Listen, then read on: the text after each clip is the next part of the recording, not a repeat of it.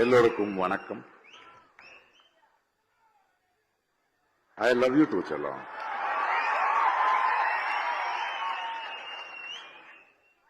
ஐயா திருமாவளவன் சார் இருக்கார்ல, அவருக்கு என்ன நல்லா புரியும். நான் பெங்களூர்ல ஓட்டு போடுறதுக்காக போயிருந்தேன்.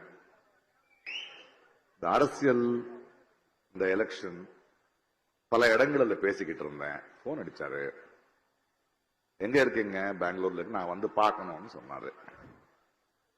நீங்க ஏன் வரீங்க? நான் வரேன், நான் பாக்குறேன். இல்ல இல்ல பார்த்துதான் ஆகணும்னாரு. சந்திச்சோம், ஒரு மார்னிங் பிரேக்ஃபாஸ்ட். அது இது இது எதை பேசுறாரு. கடைசியில ஒரு வார்த்தைக்கு வருவாரு, நீங்க எந்த கட்சி மேடையும் உங்களை பார்க்க முடியாது. ஆமா சார், எனக்கு கட்சி மேடெல்லாம் நிக்க முடியாது, நான் எந்த கட்சிக்கும் சார்ந்தவன் இல்ல, எனக்கு பிடிக்காது அது. ஐயாருக்கு கேட்ட மாதிரி, ஆனா உங்களோட ஒரு சின்ன அனுமதி எனக்கு கொடுக்கணும். என்ன அது?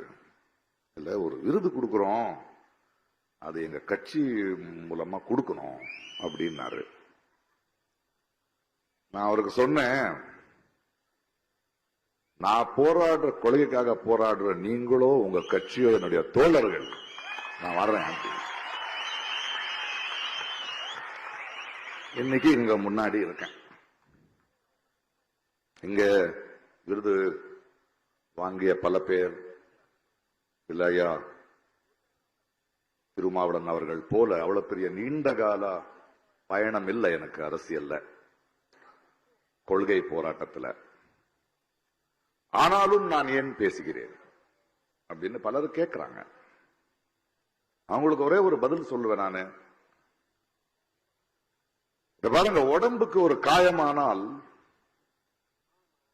நாங்க சும்மா இருந்தாலும் அந்த வலி குறைஞ்சிரும், காணாம போயிடும். ஆனா ஒரு சமுதாயத்துக்கு, ஒரு நாட்டுக்கு காயமானால் நாம் பேசாம இருந்தா அதிகமாகும். நான் ஒரு கலைஞன் தான், ஆனா என்னோட திறமையால நான் கலைஞன் ஆகவில்லை. என்னை விட திறமைசாலிகள் அதிகமா இருக்காங்க. அன்னைக்கு இன்னைக்கு ஒரு மேடையில நான் நிக்கிறேன் அப்படின்னா என்னுடைய திறமை மட்டும் இல்ல, அது மக்களோட அன்பு, மக்களோட நம்பிக்கை. ஆக ஒரு மேடி ஏற்றிய மக்களுக்கு, ஒரு சமுதாயத்துக்கு ஒரு பிரச்சனையா இருக்கும் போது, ஒரு கலைஞன் கோழையாயிட்டா ஒரு சமுதாயம் கோழையாயிடும். நான் செஞ்சிட்டு இருக்கிறது பெரிய வேலை இல்லை, அது என்னுடைய கடமை, அது என்னுடைய மனசாட்சி. ஏனென்றால் வாழ்க்கையை ஒரு கலைஞனா எனக்கு புரியுது. அந்த புரிதல் எனக்கு என்னோட திறமையில வந்ததில்லை. லங்கேஷ் போன்ற, மார்க்ஸ் போன்ற, அம்பேத்கர் போன்ற, காந்தி போன்ற, பாரதி போன்ற, இப்படி பலர்களோட சிந்தனையை படித்து அதை உள்வாங்கி, அதனாலதான் வந்தது எனக்கு இந்த புரிதல். அந்த புரிதல் இருக்கும்போது கண்ணுக்கு தெரியுது இல்ல என்ன நடக்குதுன்னு. 10 வருஷத்துக்குள்ள இருந்து தான் பேசிக்கிட்டு இருக்கேன். 9 வருஷத்துல இருந்தா இந்த மன்னரை நான் எதிர்த்துட்டு இருக்கேன். இப்ப எல்லாம் மன்னர்ன்னு சொல்ல முடியாதுப்பா, மன்னிக்கணும். அவர்தான் தெய்வ குழந்தை ஆயிட்டாரு. அவரை இனிமே நம்ம தேர்ந்தெடுக்க முடியாது. அவர்தான் நாட்டுக்கு, அவரால் ஏதாவது துன்பம் ஏற்பட்டால் அவரை திட்ட முடியாது. மனுஷனாயா நீ என்ன முடியாது. ஏனென்றால் தெய்வம் சோதிக்குதுன்னு தான் நம்ம சொல்லணும். சரி, அவன் எப்படியும் போவான், அதுக்கப்புறம் பேசிக்கலாம். கௌரி லங்கேஷ் இங்க பேசிட்டு இருக்கிற மாதிரி, அவருடைய அப்பா லங்கேஷ் ஒருத்தர் இருந்தார். அவர் தான் என்னுடைய ஆசான். அவர் ஒரு பத்திரிகையை நடத்திட்டு இருந்தார். ஒரு மாபெரும் சிந்தனையாளர், எழுத்தாளர். அவர் தான் எங்களை சிதைக்கினார். அவருடைய கோபம் தான் இன்னும் எங்களுக்கு இருக்கு. அதாவது அந்த காலத்திலேயே ஒரு பத்திரிகை ஆரம்பிக்கும் போது, அதை நடத்தும் போது விளம்பரம் வாங்காம பத்திரிகை நடத்துவார். பத்திரிகையை வாங்குற மக்களுக்கு அவர் எழுதுவார், இந்த பாரு இந்த கோல்கேட்டு சோப்பு விற்கிறவங்க கிட்ட எல்லாம் போய் நான் கெஞ்சிட்டு இருக்க முடியாது, ஒரு 2 காசு அதிகம் போட்டு வாங்குங்கப்பா. அந்த பத்திரிகை நடத்தும் போது அதுல பல மேடைகளை உருவாக்கினார். நிறைய இளைஞர்கள், கவிஞர்கள், கதாசிரியர்கள், இலக்கிய சிந்தனை இருக்கிறவர்கள், கொள்கைகளை பத்தி பேசுறவர்கள், இவர்கள் எல்லாருக்கும் ஒரு இடம் கொடுத்துட்டு இருந்தாரு. ஒரு ஆட்சியே அவர் பேசுறாருன்னா பயப்படும். அப்பேற்பட்ட ஒரு ஆசான நான் ரொம்ப கிட்டத்துல இருந்த பார்த்திருக்கேன். அவர் நிரந்தரமா ஒரு விஷயம் சொல்லுவார் எங்களுக்கு, ஒரு பத்திரிகையும் ஒரு சாதாரண குடிமகனும் ஒரு கலைஞனும் நிரந்தரமான எதிர்கட்சியா இருக்கணும். நிரந்தரமான எதிர்கட்சியா இருக்கிறது தான் அரசியல் எனக்கு சொல்லிக் கொடுத்தவர் அவர்தான் எனக்கு. உன்னுடைய நண்பனே ஆளும் கட்சியானால் அதிகாரத்துக்கு வந்தால் நீ அவனுக்கு எதிர்கட்சியா இருக்கணும். அப்பேற்பட்ட ஒரு ஆசான், அவருடைய மகள் கௌரி 35-40 ஆண்டு காலம் ஒரு தொடர்பு. அப்படி வளர்ந்தவங்க நம்ம. அவர் ஒவ்வொரு டைனிங் டேபிள்லயோ இல்ல அவருடைய எடிட்டோரியல் டேபிள்லயோ ஈவினிங் ஆனா நம்ம அங்க போய் உட்கார்ந்தா எங்களுக்கு கிடைச்ச, நாங்கள் பார்த்த தொடுவானங்கள், எங்களுக்கு கிடைச்ச அனுபவங்கள் ரொம்ப அதிகம். அப்பேற்பட்ட கௌரியை சுட்டுக் கொள்ளும் போது,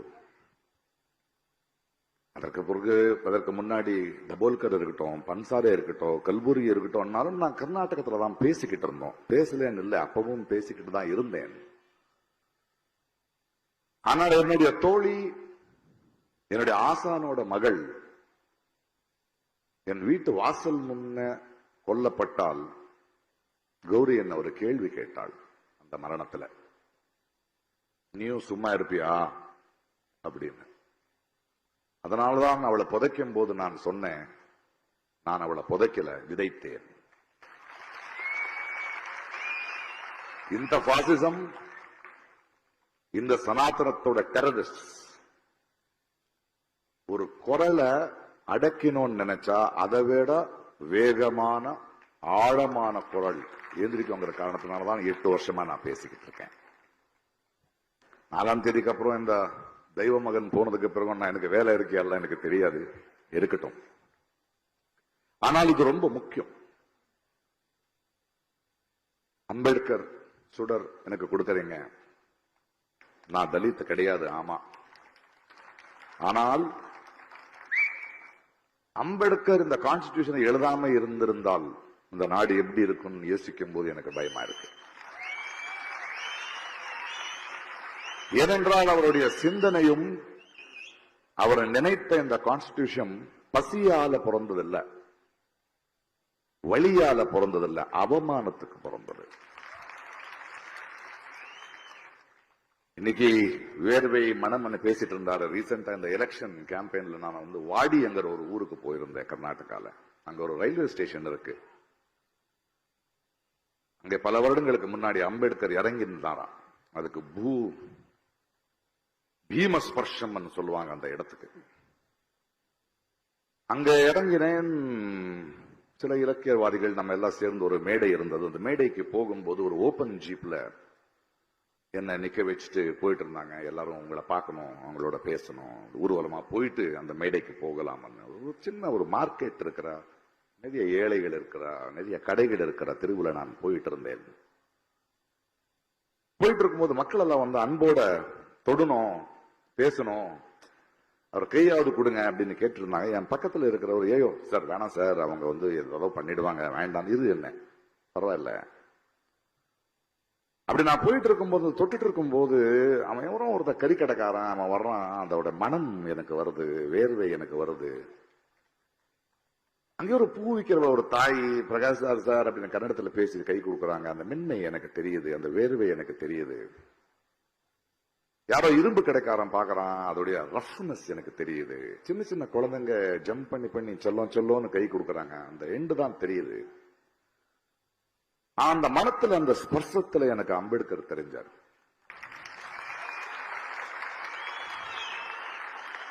இத பாருங்க, அப்படி பார்க்கும்போது இந்த தெய்வ மகன் மன்னரை நினைச்சேன் நானு. அவனை பாருங்களேன், ஒரு பாசிஸ்ட், ஒரு சர்வாதிகாரி அவன் ஒரு புஷ்பக விமானத்துல வருவான், ஒரு தேர்ல நிப்பான், எல்லாரும் பூ போடுவாங்க, மக்கள் வேலிக்கு அந்த பக்கம் தான் நிக்கிறானுங்க. அவனுக்கு என்னைக்கு புரியும் நம்முடைய பசி? மக்களோட ஸ்பர்சம் தெரியாதவன், அந்த மனம் தெரியாதவன், அந்த வேர்வையை தொடாதவனுக்கு எப்பவாவது புரியுமா அவனுக்கு? அவன் தெய்வ மகன் கிடையாது, டெஸ்ட் டியூப் பேபி. அவனை அப்படி விட்டுறலாம். நான் இவ்வளவுதான் பேசுறது ரொம்ப மகிழ்ச்சியா இருக்கு இந்த விருது நான் இங்க வாங்கும் போது. ஆனா வேலை இதோட நிக்காது. நான் மன்னர் வருவாருங்கிற பயம் எனக்கு இல்ல. அச்சமில்லை அச்சமில்லை அச்சமில்லை என்பவன் நான். நம்மளுடைய பயம்தான் அவனோட பலம். அண்ட் ஒரு சர்வாதிகாரி, ஒரு ராட்சசன் இருக்கான்ல, அவன் ஜெயிச்சு யாரோ எனக்கு எதிர்ப்பு இல்லைன்னு சொல்லும் போது அவனுக்குள்ள ஒரு சின்ன மனுஷன் இருப்பான். ஆனா தோக்குறாங்கிற பயம் வந்த உடனே அவன் ராட்சசன் ஆவான். அந்த நிலைமையிலதான் அவன் இருக்கான். ஆக நம்ம அதுக்கு தயாராக வேண்டியதா இருக்கு. நம்ம ரொம்ப ஜெயிச்சுட்டோங்கிறது இல்ல, வெற்றி இல்ல. ஏன்னா இந்த 10 வருடங்கள் காலமா அவன் எங்கெங்க விதைய வெற்றிருக்கான் இல்லையா. இன்னைக்கு ஒரு சுப்ரீம் கோர்ட் ஒரு கோர்ட் ஜட்ஜு நான் RSSல இருந்து வந்தவன் சொல்றதுக்கு பெருமையா இருக்குன்னு ரிட்டையர்மெண்ட்ல சொல்றான்னா, இது வரைக்கும் அவன் கொடுத்த முடிவுகள் எப்படி இருக்கும் நமக்கு புரியாதா?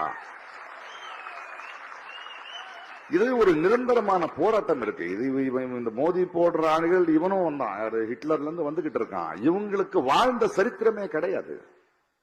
மனித நேயமோ இயற்கையோ இப்பேற்பட்ட ஆளுங்களை ஜீர்ணிக்க முடியாது. அவங்க மீண்டும் மீண்டும் அப்பப்போ வருவாங்க போவாங்க. ஆனா போகும்போது அவங்க விடுற காயங்கள் இருக்கு இல்லையா, அதுல இருந்து மறுபடியும் மீண்டு வர்றதுக்கு டைம் ஆகும். மீண்டும் அவன் வராம இருக்கிறதுக்கு நம்ம முயற்சி எடுக்கணும். அதுக்காக நான் என்ன சொல்றேன், இன்னைக்கு ஒரு அம்பேத்கரை பத்தி பேசுறோம், பெரியாரை பத்தி பேசுறோம். சும்மா பேசுனா புரியாது. அம்பேத்கர் ஏழை ஆமா, தலித் ஆமா, and he was a great thinker. He was the most well-read person. அம்பேத்கரை படிக்கணும். ஏனென்றால் அம்பேத்கர் கான்ஸ்டிடியூஷன் எழுதுனது பிறகு அவரே சொல்றாரு, என்னுடைய எண்ணம் கரெக்டா இருக்கு, இது உண்மையாகுமா இல்லையான்னு எனக்கு தெரியாதுங்கிறார். அதற்கு காரணம் அடுத்த வர தலைமுறை ஒரு மார்க்ஸையோ ஒரு அம்பேத்கரையோ ஒரு காந்தியோ படிக்கிறாங்களா இல்லையான்னு தெரியாதுங்கிறது நேரடியா சொல்றாங்க. அது படிக்காதவங்க தான் உட்கார்ந்துகிட்டு இருக்கோம். தே ஆர் நாட், நம்மளுக்கு அவர்கள சூப்பர் ஸ்டாருங்க கிடையாது, நாங்க படிக்க வேண்டியது. பிகாஸ் அதுக்கு பின்னாடி அந்த அவமானத்தையும் தாண்டி அவங்க படிச்ச படிப்பு, அவங்க பார்த்த தொடுவானங்கள், அதையும் நம்மளும் பார்க்கணும். அப்பதான் இந்த சனாதனம் இருக்கோ, இந்த பாசிசம் இருக்கோ, அது வேரோட நம்ம எடுக்க முடியும். இவங்களுக்கு என்ன சொல்லணும்னு அதை பாருங்க. ஒரு தனி மனிதனுக்கு கட்டறிவுல கட்டாயிடுச்சுன்னா அது அவன தனிப்பட்ட மனிதனோட வழி. ஆனா ஏகலவ்யனோட கட்டவிரல் எடுத்துட்டு போனா அது சமுதாயத்தின் வழி. மெஜாரிட்டின்னு சொல்றாங்கல்ல, மெஜாரிட்டியோட பொறுப்பே மைனாரிட்டியை பாத்துக்கிறது இல்லையா? இது தொடர்ந்த போராட்டம் ஆயிட்டே போகணும். இது வரைக்கும் நம்ம தொடர்ந்து போராட மாட்டோமோ? ஏன்னா இது வாழ்வின் முறையா இருக்கணும். நம்ம நிரந்தர எதிர்கட்சியா பண்ணிக்கிட்டே இருக்கணும். ஏன்னா இது இவ்வளவு சீக்கிரம் போகிற விஷயம் கிடையாது. அரசியல்வாதிங்க, அரசியல் கட்சிகள் வரும் போகும், 5 வருஷத்துக்கு ஒரு முறை. நாம தான் பர்மனன்ட். அரசியல்ல எதிர்கட்சி ஜெயிக்காது, ஆளும் கட்சி தான் தோத்து போவோம். சரியானவனை நம்ம தேர்ந்தெடுத்தா மக்கள் தான் ஜெயிப்பாங்க, தேர்ந்தெடுக்கலன்னா மக்கள் தான் தோத்து போவாங்க. அதை நம்ம உணரணும். இந்த வாட்டி அவர் தெய்வமானவனானதுனால ஜோலா எடுத்துக்கிட்டு எங்கேயோ போட்டோம், அது இல்ல. ஆனால் இந்த 10 ஆண்டுகளாக நம்ம அனுபவிச்ச வழி இருக்குல்ல, அவமானம் இருக்குல்ல, ஒரு பயம் இருக்குல்ல, ஒரு ஆதங்கத்துக்காக அடுத்த 5 வருஷம், அடுத்த 10 வருஷம் இவங்க மீண்டும் வர முடியாத அளவுக்கு நம்ம செயல்ல இறங்க வேண்டியதா இருக்கு. 70 ஆண்டுகள் ஆயிடுச்சு, 70 ஆண்டுக்கு மேல ஆயிடுச்சு நம்ம அம்பேத்கர் கான்ஸ்டிடியூஷன் எழுத. இன்னைக்கு கூட மக்கள் ஓட்டு போடும்போது ஒரு பிரதமரை தேர்ந்தெடுக்க ஓட்டு போடுறதுக்கு அவங்களுக்கு உரிமை இல்லைங்கிறதே தெரியாம உட்காந்துக்கிட்டு இருக்காங்க. ஒரு முதலமைச்சரை தேர்ந்தெடுக்கிற உரிமை இல்லை. நம்மளுடைய ஒரு பிரதிநிதி, எங்களுடைய குரலை பேசுறவன் பார்லிமெண்ட்டுக்கு போனோம். 530 பேர் தான் இருக்காங்க. இது வரைக்கும் நம்ம தொகுதிகளை நமக்கு தெரிஞ்சவனாயவன், நம்மளுடைய வழி தெரியுமா, நம்மளுடைய மொழி தெரியுமா, நம்மளுடைய வேர்வே தெரியுமான்னு தெரிஞ்சவங்க நீங்க தேர்ந்தெடுக்கணும். அதை விட்டுட்டு ஒரு ஃபுட்பால் மேட்ச் பாக்குற மாதிரி எடுத்துட்டோம்னா அப்படிதான் வச்சிருக்கானுங்க. அப்பதான் இவங்க பிழைக்க முடியும். ஆனா மக்களுக்குள்ள அடுத்த 5 வருஷமோ 10 ஆண்டுமோ நான் வாழ்க்கை முழுக்க அதுதான் பண்ண போறேன். எனக்கு அதுதான் வேலை. எனக்கு இது வேலை இல்லை. வரும்போது இன்னைக்கு ஒரு 3 பத்திரிகையாளர்கள் என்ன மீட் பண்றாங்க. நேஷனல் கேரவன் அந்த மேக்சின், நீங்க ஏன் தேர்தல் அரசியலுக்கு வர மாட்டீங்க? சேர்க்க மாட்டாங்கம்மா அப்படின்னு. அரசியலுக்கு யாராவது வரலாம், யாராவது உள்ள வர முடியாது. பிரகாஷ் ராஜ் இப்படி பேசுற வரைக்கும் நான் அவங்களுடைய செல்லம். தேர்தல் அரசியலுக்கு வந்தா என்ன உள்ள விட மாட்டாங்க, அது எனக்கு தெரியும். ஆனா மக்களான நமக்கு அவங்களுடைய பலசாலிங்க. நம்ம அம்பேத்கர் எழுதின கான்ஸ்டிடியூஷன்ல பவர்ங்கிறது மேலிருந்து கீழே இல்ல, கீழிருந்து மேல. அந்த சக்தியை நம்ம உணர வேண்டியதா இருக்கு. இது நம் வாழ்வின் முறையா இருக்க வேண்டிய, அடுத்த தலைமுறைக்கு நம்ம கொடுக்க வேண்டியது இதுதான். அந்த ஒரு பயணத்துல நான் நிரந்தரமான எதிர்க்கட்சியா இருப்பேன். நான் உங்களோட இருப்பேன், மக்கள் குரலா இருப்பேன். இன்னைக்கு கொடுத்த இந்த விருந்துக்கு நான் தலை வணங்குகிறேன். இதை நான் கௌரி சார்பாக வாங்கிக்கிறேன். நன்றி.